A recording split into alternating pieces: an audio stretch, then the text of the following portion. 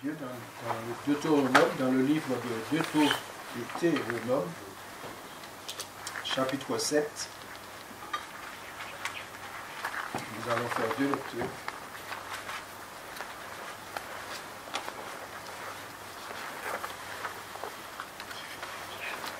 Deutéronome chapitre 7 et nous lisons le verset 9.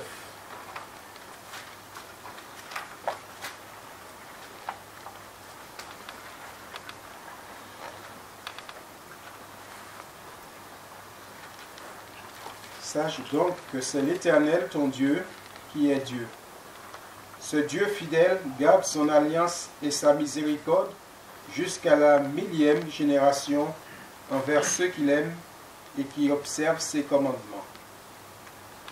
Amen. Nous lisons aussi toujours dans le Deutéronome chapitre 32.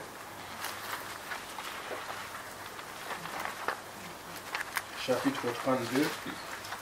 Et nous lisons à partir du verset 4. Deutéronome chapitre 32, verset 4. Il est le rocher, ses œuvres sont parfaites, car toutes ses voies sont justes. C'est un Dieu fidèle et sans iniquité. Il est juste et droit.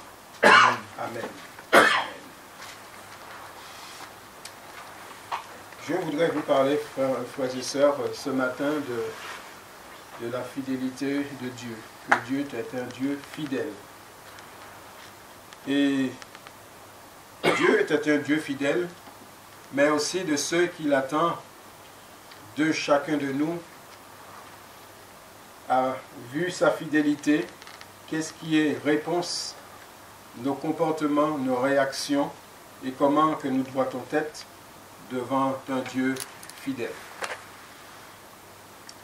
Vous savez, fidèle, le mot fidèle, c'est un mot, le mot grec employé dans le Nouveau Testament veut dire des significations digne de confiance. Digne de confiance. C'est un Dieu fidèle, donc c'est un Dieu que nous pouvons lui faire confiance. Mettre toutes nos confiances en lui. Oui.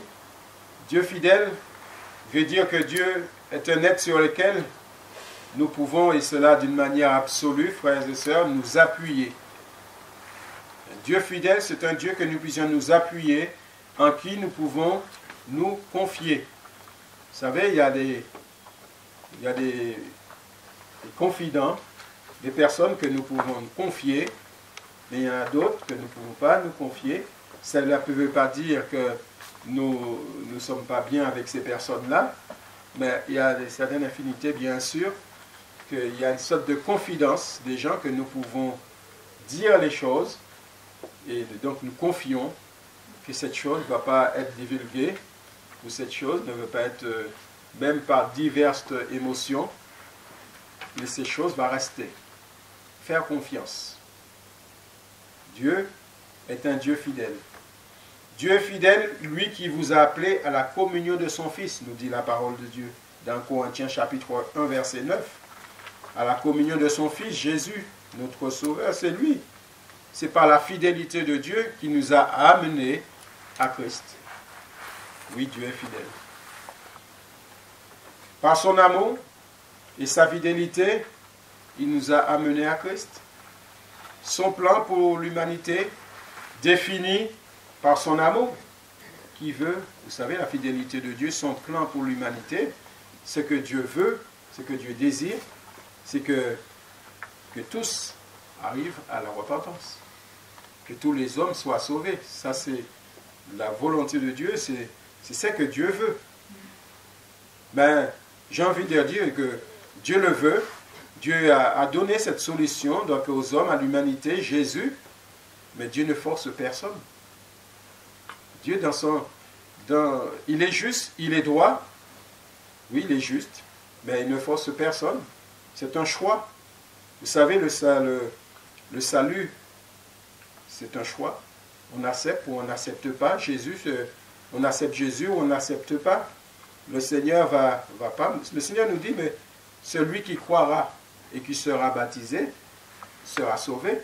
Mais il dit aussi, celui qui ne croit pas sera condamné.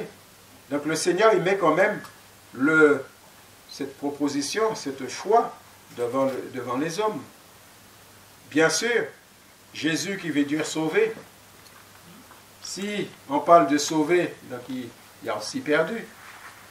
Parce que si le Seigneur Jésus sauve, parce que nous étions perdus, nous étions déperdus, nous étions déshérents, sans Dieu, sans espérance, par la fidélité de Dieu, le Seigneur a envoyé Jésus, par son amour. Et c'est vrai, nous l'avons chanté, frères et sœurs. Donc, dans sa fidélité, qu'est-ce qu'il peut faire, le Seigneur, Dieu? Eh bien, le Seigneur peut affermir, il peut renforcer, il peut consolider, nous consolider dans notre vie spirituelle. Qu'il est dit dans 2 Thessaloniciens, chapitre 3, verset 3, le Seigneur est fidèle. Il vous affermira et vous préservera du malin. Et dans les psaumes 37, 23, l'Éternel affermit les pas de l'homme, de bien. Et il prend plaisir à ses voies. La volonté, oui, le Seigneur rend plus fort. Il consolide notre foi. Il est notre protection. Il nous préserve du malin. Parce que ne pas oublier que notre adversaire, le diable, c'est l'ennemi de nos âmes. Donc il est là. Il est autour de nous, comme dit la parole, il rôde. Et donc c'est bien d'avoir cette protection de Dieu, c'est bien d'avoir cette fidélité que Dieu est fidèle. Si Dieu a promis de nous garder, il est fidèle dans ses promesses. Amen. Ça, c'est pour cela que nous pouvons la faire confiance à Dieu. Nous ne pouvons pas dire à Dieu, tu avais dit. Mais non, Dieu tient sa promesse. Nous ne pouvons pas prétendre de dire à Dieu, tu l'avais dit et pourquoi tu ne l'as pas fait. Le Seigneur pourrait nous dire, mais mes conditions, tu l'as respectées aussi. Parce que Dieu, derrière la promesse, il y a toujours les conditions de Dieu, ce que Dieu attend de nous. Vous savez que Dieu, lui, il demeure fidèle, il reste fidèle. Et c'est vrai, nous allons voir aussi après, nous, dans notre fidélité à Dieu, nous allons voir aussi, nous parler de l'infidélité. Parce que Dieu n'est jamais infidèle. Il tient sa promesse. L'infidélité, c'est nous les hommes, qui a l'infidélité. Donc c'est vrai que donc Dieu, le Seigneur est grand plus fort. Il consolide notre foi. Oui, c'est Dieu qui place, frères et sœurs, les limites. Les limites des choses, c'est Dieu qui les place. Vous savez, c'est selon la volonté de Dieu. Si Dieu le veut, les choses, et si Dieu veut arrêter les choses, il arrête. Donc, Dieu n'est pas dépassé par les événements. Dieu n'est pas dépassé par tout ce que nous pouvons entendre, tout ce que nous pouvons voir autour de nous. Vous savez que c'est Dieu qui, comme Jésus pouvait dire, tout pouvoir m'a été donné. Oui, sur la terre. Dans les cieux, pardon, et aussi sur la terre. Dieu, l'infidélité de Dieu, comme il est dit dans la tentation, il nous parle aussi de la fidélité de Dieu, dans la tentation. Vous savez, nous sommes en plein là-dedans, dans ce monde qui nous propose beaucoup de choses. N'oublions pas que nous sommes dans ce corps de chair. Et la chair, il a ses désirs. Et parfois, il est vite tenté. Il est vite tenté. C'est pour cela que je ne vais pas faire ce deuxième message, mais le Seigneur nous appelle. Notre chair doit mourir. Nous-mêmes, doit mourir. Et c'est vrai, nous avons chanté, aide-moi Seigneur, je veux vivre selon ton esprit. Parce que nous passons à notre dimension, quand nous sommes nés de nouveau, nous vivons avec le Seigneur, selon l'esprit de Dieu. Donc il y a un autre obstacle. Parfois, c'est la chair, il fait des siennes. Il attend, il a ses désirs. Mais le Seigneur nous apprend aussi à faire mourir cette chair. 1 Corinthiens 10, verset 13, il est dit, aucune tentation ne vous est survenue qui n'ait été humaine. Et Dieu qui est fidèle ne permettra pas que vous soyez tentés au-delà de vos forces. Mais avec la tentation, il y a toujours une solution avec Dieu. Mais avec la tentation, il préparera aussi le moyen d'en sortir, afin que vous puissiez la supporter. Et c'est valable dans la souffrance. Mais vous remarquerez qu'à la fin, parce que si j'avais à rester là, je pourrais dire oui, mais j'ai raté les conditions de Dieu. Parce qu'elle est ajoutée, c'est pourquoi, mes bien-aimés, fuyez l'idolâtrie. Si Dieu l'a dit ça, parce qu'il a ajouté ça en dessous. Et ça, à la fin de la phrase, du verset, il faut que nous allions jusqu'au bout pour entrer dans le contexte que Dieu veut nous expliquer. C'est vrai, il y a la tentation, on est tenté. La tentation, ça ne vient pas de Dieu. Nous le savions, ça vient du diable. Il cherche par tous les moyens à nous tenter, comme il a pu. Même le Seigneur Jésus a été tenté, vous savez, quand c'était Jésus. Parce que le diable, l'ennemi, cherche toujours nos points faibles, quand nous sommes faibles. Parce que vous remarquerez que Jésus, il a été tenté après 40 jours de jeûne. Il avait faim. Parce que n'oublions pas que Jésus, il était homme. Il s'est fait homme.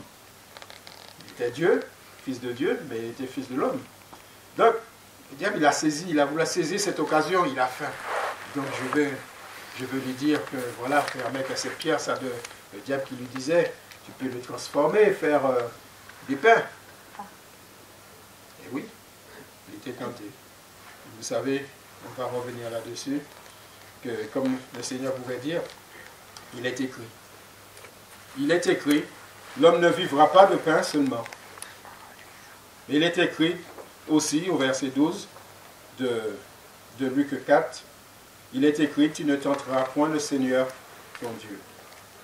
La source de nos tentations vient aussi de nos propres chairs et de l'ennemi de nos âmes.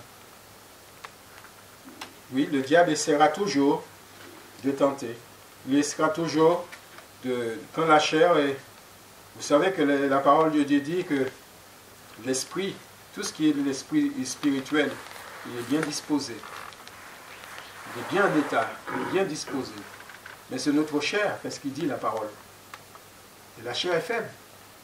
Nous sommes, même si vous êtes chrétien, nous sommes dans un corps de chair.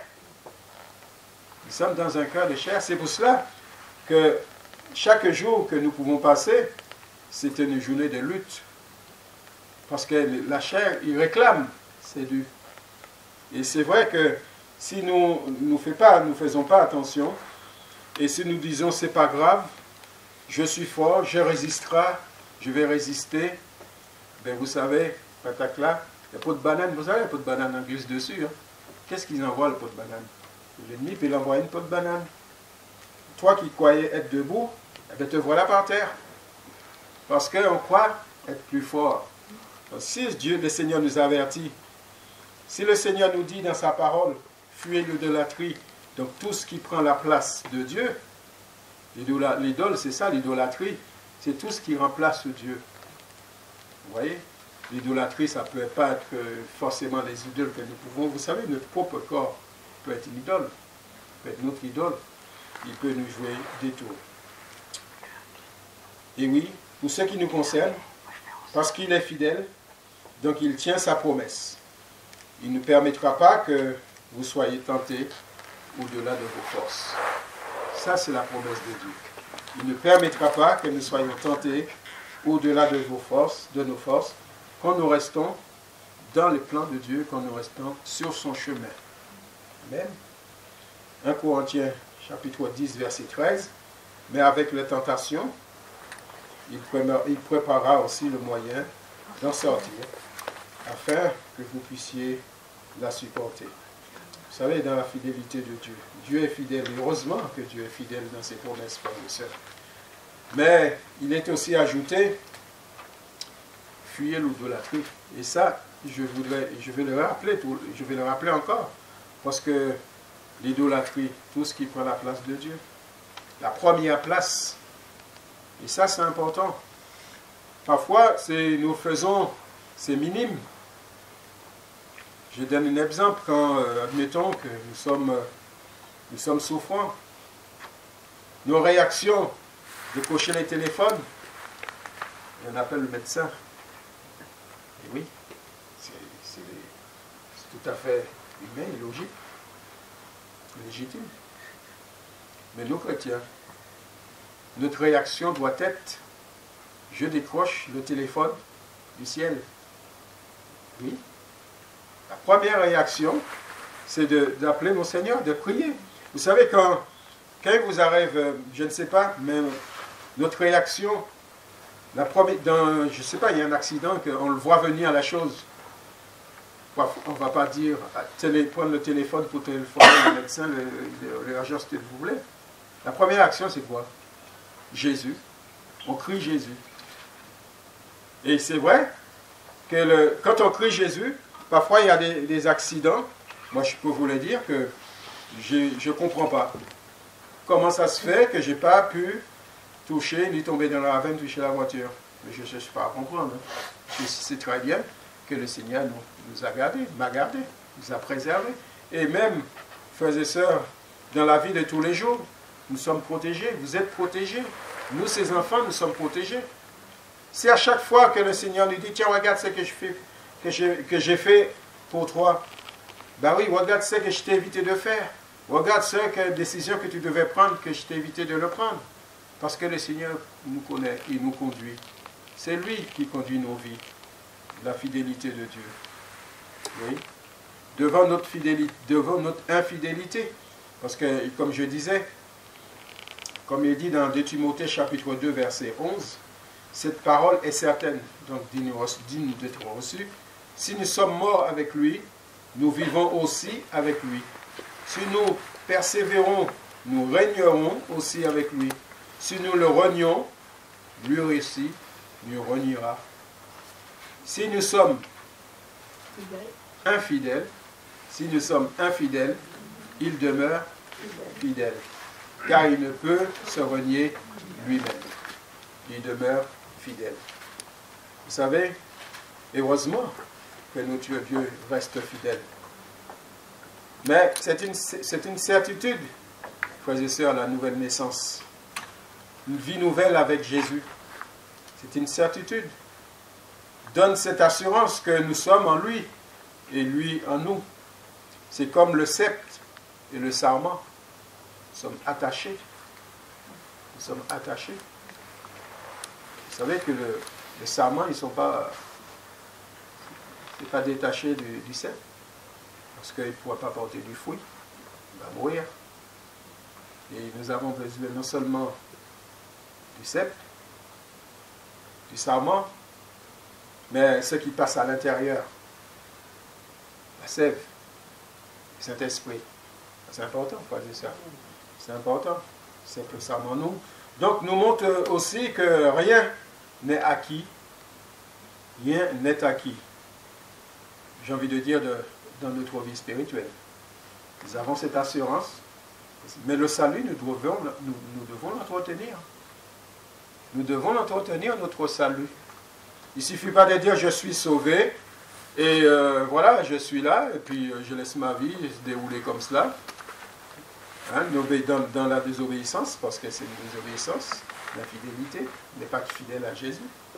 Mais lui demeure fidèle, c'est-à-dire qu'il est, malgré qu'on ait reculé, malgré qu'on s'est écarté, eh bien lui il est toujours là pour nous attendre. Il demeure fidèle dans ses promesses.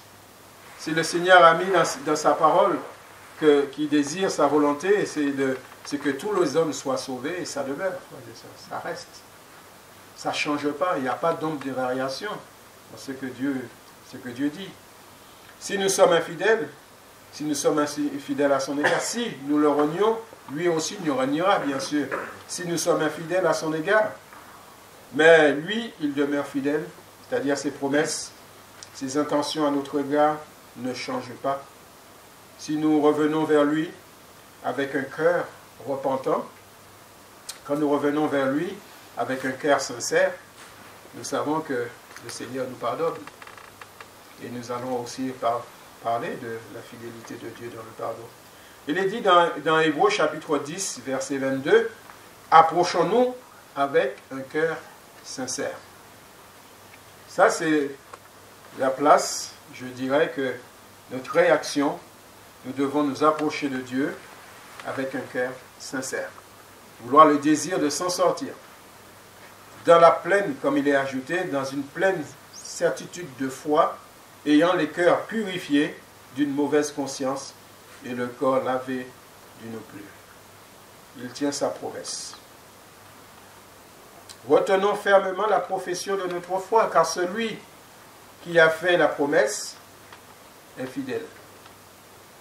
Celui qui a fait la promesse est fidèle. Veillons les uns sur les autres pour nous exciter à la charité et au bonne œuvre. 1 Pierre chapitre 5 verset 8. Soyez sobres, veillez, vous traversez le diable comme un lion rugissant rôde autour de vous, cherchant à dévorer quelqu'un. Donc Dieu est fidèle, frères et sœurs, je le répète. La promesse faite à notre égard ne changera jamais. Mais nous devons écouter aussi les avertissements que le Seigneur nous laisse à rester dans cette sobriété spirituelle et cette prudence. Nous avons lu, soyez sobres, dans 1 Pierre chapitre 5 verset 8, et veillez, veillez. On pouvait dire, oui, mais l'adversaire, le diable, lui, il rôde autour. Et le Seigneur nous dit de veiller. Parce que je parlais de la chair qui est faible. Si dans ces moments-là, si nous remplissons, donc c'est-à-dire que nous respectons déjà ces deux points, soyez sobres, équilibrés, modérés, et veillez, être prudents, alors là, le Seigneur nous vient en aide. Il est fidèle pour nous permettre de résister. Autre condition qui permet à Dieu d'agir, parce que Dieu est fidèle, toujours dans cette fidélité, eh bien, c'est dans le pardon. C'est dans le pardon. J'ai relevé ce verset, parce qu'il est dit dans 1 Jean, chapitre 1, verset 9. Si nous disons que nous n'avons pas de péché, nous nous séduisons nous-mêmes, et la vérité n'est point en nous. Si nous confessons nos péchés, il est fidèle et juste pour nous les pardonner et pour nous purifier de toute iniquité. Évidemment, la démarche doit être sincère. Le Seigneur Jésus nous a enseigné sur le pardon de sa parole. Et cela commence sur le pardon mutuel ou réciproque. Parce que le pardon, ce n'est pas d'un côté. Le pardon, ce n'est pas d'un côté. Ce n'est pas non plus écouter l'autre qui nous dit pardon et nous attendons toujours de l'autre. Matthieu 6, 14 nous dit, car si vous pardonnez aux hommes leurs offenses, votre Père Céleste vous pardonnera aussi. Mais le si, une condition, si c'est une condition.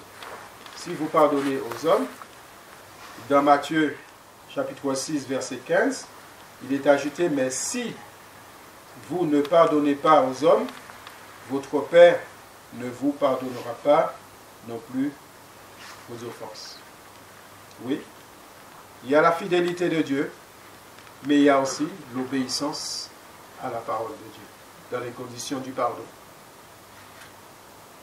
C'est vrai, il ne suffit pas seulement, il n'a pas demandé pardon, mais le Seigneur nous dit, même s'il n'y a rien, nous devons nous lever de notre chaise et aller voir nos frères et sœurs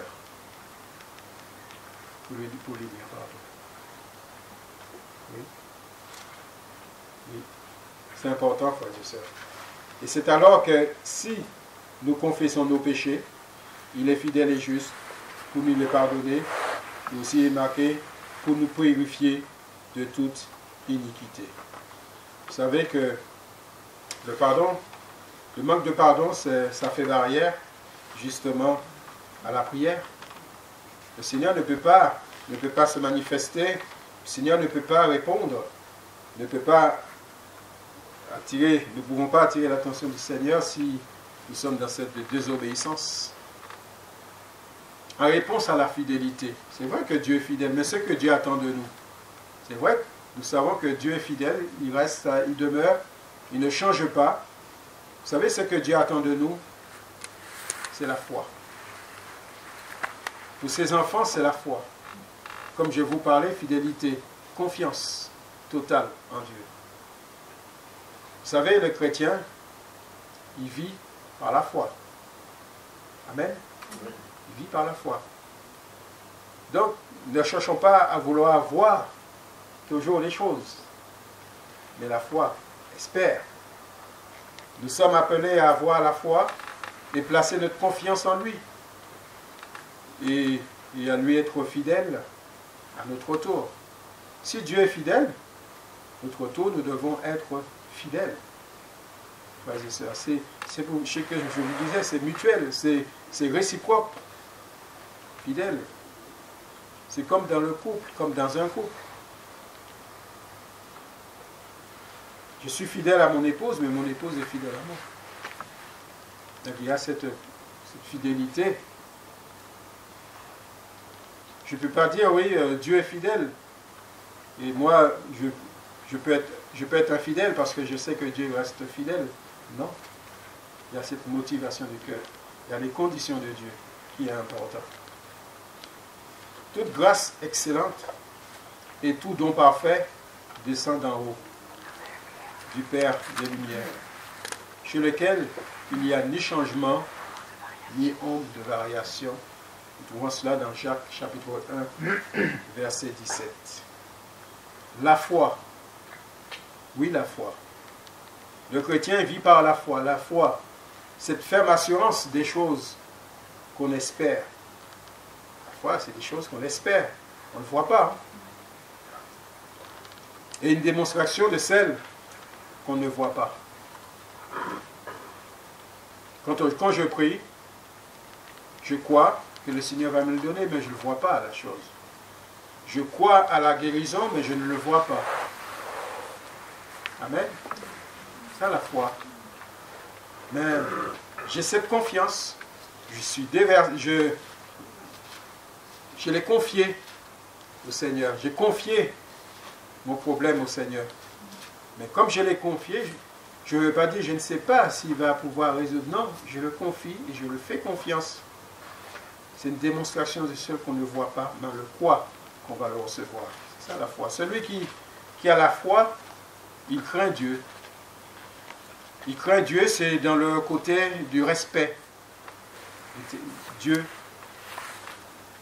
On craint Dieu. Je ne peux pas parler n'importe comment devant mon Seigneur. Je le respecte. Je le considère, je suis tout petit, quoi. Je ne peux même pas m'approcher quand je le prie. Je ne sais pas, Seigneur, est-ce que je ne suis pas digne? Je ne suis pas digne de m'approcher de toi. Je ne suis pas digne. Je le respecte. Et le respect, et qui croit ce qu'il dit. Je crois à ce que Dieu dit. La foi. Croire à ce que Dieu dit. Je ne mets pas en doute les paroles du Seigneur. Je ne mets pas en doute les promesses que Dieu a mises dans sa parole. Je ne mets pas en doute ce que Dieu me dit. Si Dieu me fait une promesse, et si Dieu vous a fait une promesse, cela va se réaliser. Toujours. Amen. Si Dieu vous a fait une promesse, que vous êtes convaincu, et gardez-le. Attendez-le, parce que Dieu tient sa promesse. Amen. Donc, mais restons dans les conditions aussi de Dieu. Cette condition de foi, de la foi, de cette confiance que Dieu attend de chacun de nous. Or, il est dit, parce que la foi, c'est important, frères et sœurs, c'est important pour l'enfant de Dieu. Nous vivons par la foi. Donc, la première chose, que quand nous approchons de Dieu, nous avons la foi. Comme il est dit dans sa parole, or sans la foi, il est impossible de lui être agréable. Nous trouvons cela dans Hébreux chapitre 11, verset 6. Car il faut que celui qui s'approche de Dieu croit que Dieu existe. Et oui, celui qui s'approche de Dieu croit que Dieu existe et qu'il est le rémunérateur de ceux qui le cherchent. Vous savez, quand on trouve Dieu, et vous savez que nous le savons aussi dans notre passage, référence de la parole de Dieu, c'est vrai que la foi naisse. Au début, nous ne l'avons pas, nous ne croyons pas. On dit qu'on est athée, mais on croit quand même à quelque chose. Mais la foi naisse. Et quand nous revenons, même là, en écoutant la parole de Dieu, notre foi, il s'enrichit, il se renouvelle. Parce que c'est en écoutant la parole de Dieu que la foi que nous obtenions la foi, que la foi progresse. Amen. Mais aussi à cause de nous, à qui notre foi doit être imputée, à nous qui croyons en celui qui a ressuscité d'entre les morts, Jésus notre Seigneur. Et il est dit dans 1 Jean chapitre 5, « Celui qui croit au Fils de Dieu a ce témoignage au-dedans de lui. Celui qui ne croit pas Dieu le fait menteur parce qu'il n'ajoute pas foi au témoignage que Dieu a rendu à son Fils. » Vous savez, je voudrais aussi vous parler de l'exercice de notre foi. Comment ça concrétise, bien sûr. Parce que je vais pas lire toute cette référence, je vous donne seulement cette référence dans Jacques 2, versets 14 à 26, que vous pouvez lire chez vous. Comme il dit, à quoi cela sert-il, mes frères, que quelqu'un dise avoir la foi s'il n'a pas les œuvres? La foi, avec un point d'interrogation, peut-elle le sauver? Peut-elle le sauver? Vous savez, la foi concrète. Mais ce que Dieu attend, c'est la foi mise en action. Vous savez, c'est toujours comme ça la vie spirituelle. Ce n'est pas de dire que je suis chrétien et puis ne pas mettre en pratique la parole, ne pas mettre en pratique ce que le Seigneur attend de nous. Oui, si un frère ou une sœur sont nus et manquent de la nourriture de chaque jour, et que quelqu'un d'entre vous leur dise « Allez en paix, chauffez-vous et vous rassasiez », et que vous ne leur donnez point ce qui leur est nécessaire au corps, à quoi cela sert-il? Vous voyez ce que je veux dire? Et la parole l'explique. De même aussi, la foi, si elle n'a pas les œuvres, la foi est morte sans les œuvres. Et vice-versa. Et vice-versa.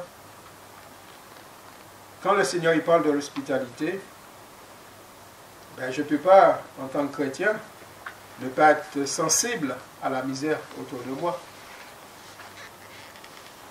Je sais, dans le monde, il veut dire, oui, c'est là qu'on a qu'à travailler. Moi, je travaille bien. Non, je sais bien, il y a la misère. C'est vrai qu'il y a des gens autour, quand on voit des personnes qui réclament de l'argent, qui ont l'aumône. Mais nous, chrétiens, nous ne pouvons pas dire, oui, mettre tout le monde dans le même sac. Bien sûr, il y en a qui nous ont trompés. Mais nous, soyez bons. Vous savez, la bonté, une qualité, ce n'est pas nous qui trompons. Parce que nous avons le désir de faire du bien autour de nous. Il y a les œuvres, il y a la foi aussi. Je ne vais pas dire à quelqu'un qui est dans le besoin que le Seigneur te bénisse. Le Seigneur va te faire du bien. Et puis moi qui a suffisamment pour manger, ou alors je peux donner. Non, je sais, ils sont dans le besoin. Donc j'interviens, je prie aussi. Et vous savez, je pourrais continuer ce message là, juste là, très long là-dessus. C'est vrai qu'il y a le côté équilibre des choses. Je ne sais pas s'il y a... C'est notre sœur Marie-Thérèse qui avait donné aussi j'avais entendu cette parole dans sa bouche. Parce que justement, avec la fondation d'action, il ne suffit pas seulement pour aider les gens d'apporter du poisson pour qu'ils mangent. Ce qui est important, c'est de donner la canne à pêche pour leur apprendre à pêcher. C'est important ça. Parce que le poisson, ça va être terminé vite fait, puis après il va quémander, Et si vous donnez cette canne à pêche, il va apprendre lui-même à pêcher. Et là, ça, c'est tout à fait différent. L'hospitalité, la foi sans les œuvres est morte. C'est que le Seigneur attend de nous. C'est que le Seigneur attend de nous. C'est par la grâce que vous êtes sauvés par le moyen de la foi. Or, c'est par grâce. Ce n'est plus par les œuvres, c'est la grâce, c'est encore différent. Autrement, la grâce n'est plus qu'une grâce. C'est une grâce. Nous savons ce que ça veut dire. Gracier quelqu'un. Enlever toute sa condamnation. Tout ce qui était le poids sur lui. C'est ce que Jésus a fait. C'est ce que Jésus a fait en notre faveur. Pour que la fidélité de Dieu se manifeste de nos vies, frères et sœurs. Et je voudrais finir, n'est pas trop long. Dans 1 Timothée chapitre 1 verset 18, il a dit « Tu combattes le bon combat ». Nous sommes dans un combat, mais il est appelé en gardant la foi. En gardant la foi. Vous savez, c'est ça le plus important. C'est quand le Seigneur reviendra, trouvera-t-il de la foi? Trouvera-t-il de la foi? Parce que c'est la foi, c'est ça que nous vivons par la foi. Et si cette foi-là est enlevée, il n'y a plus rien. C'est-à-dire que nous allons faire notre confiance comme dans le monde. On va se confier sur un personnage, on va se confier sur leurs idéologies. Mais nous nous confions en Dieu, nous confions en Jésus. Dans 2 Timothée 3, verset 14, « Toi, demeure dans les choses que tu as apprises et reconnues certaines, sachant que tu les as apprises. Demeure. Continue la lecture de la parole de Dieu, la méditation, la relation avec Dieu. Continue là-dessus. Et si vous avez pas encore commencé, vous pouvez encore commencer, placer des tête-à-tête avec le Seigneur. Vous savez, il y a des lieux de rendez-vous, la chambre haute. Le Seigneur nous attend. Il est toujours là. Hein?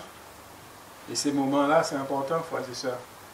Vous savez, quand il y a cette communion avec le Seigneur, c'est là que le Seigneur nous parle. C'est là qu'on progresse, c'est là que le Seigneur nous montre des choses.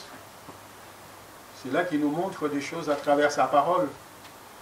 Quand nous sommes en réflexion avec le Saint-Esprit, il nous conduit, il nous montre des choses. Parfois, il nous conduit, il nous montre des choses que nous ne pouvons même pas l'expliquer, mais le Seigneur le sait. C'est lui qui nous conduit. Donc, il y a aussi notre fermeté aussi dans la foi. Il y a aussi notre fermeté dans la foi. C'est vrai que l'apôtre qui exhortait l'homme de Dieu, seulement conduisez-vous d'une manière, ou du moins plus ou moins, c'est l'homme de Dieu qui exhortait les Philippiens, conduisez-vous d'une manière digne de l'évangile de Christ, afin que, soit que je vienne et que je vous voie, soit que je sois absent, j'apprenne en ce qui vous concerne, que vous demeurez fermes dans un même esprit, combattant ensemble d'une même âme pour la foi de l'évangile. Nous sommes appelés à être ensemble. Amen. Restons ensemble autour du Maître, serrons nos rangs autour de notre Maître. Et c'est vrai, frères et sœurs. Ça, nous sommes conscients. Nous sommes conscients des difficultés. Si le monde a des difficultés, nous passons aussi par des épreuves, par des difficultés, vous savez. Mais le Seigneur ne nous a pas caché les choses. Il ne faut pas mettre dans sa tête, parce qu'on est chrétien, que nous devons être exempts de la maladie, que nous devons être exempts de tout ce qui peut arriver dans ce monde. Ah non, non. Nous avons l'essentiel, nous avons l'importance, c'est de savoir, nous avons Jésus. Nous avons Jésus avec nous. Et ce qui est important pour Dieu, je l'ai déjà dit ici, c'est le salut de l'âme. C'est notre âme. C'est notre foi puisse rester debout. Que le Seigneur, quand il viendra, que nous soyons debout pour l'accueillir. Et qu'est-ce que le Seigneur pourrait dire de nous qui restons jusqu'au bout? Bon et fidèle serviteur, entre dans la joie de ton Maître. Amen. Merci pour